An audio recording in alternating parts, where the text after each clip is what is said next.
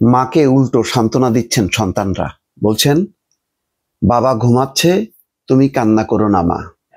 এই সন্তানরা হচ্ছে সেই ফার্মগেটের মেট্রো রেলের বিয়ারিং প্যাড পড়ে যে নিহত আবুল কালামের সন্তানরা এবং তার স্ত্রী আইরিন আক্তার পিয়া। তিনি বলছেন, আমার সন্তানরা এখনো বুঝতে পারেনি তাদের বাবা আর ফিরবে না। ওরা বলে বাবা ঘুমাচ্ছে মা, তুমি কান্না করো না। আমি কিভাবে ওদের বোঝাই যে ওদের বাবা আর জাগবে না? আবুল কালামই ছিল আমাদের একমাত্র ভরসা। এখন আমি আর আমার সন্তানরা দিশেহারা। চিন্তা করছেন, এই ছোট দুটো বাচ্চা নিয়ে এই আইরিন পিয়া কোথায় যাবে? আসলে সমাজের এর কোনো উত্তর নেই।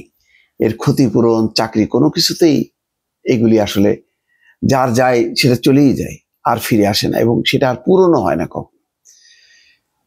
অভাগী আইরিন আক্তার পিয়াকে এটাই বয়ে বেড়াতে হবে সারা জীবন। দর্শক।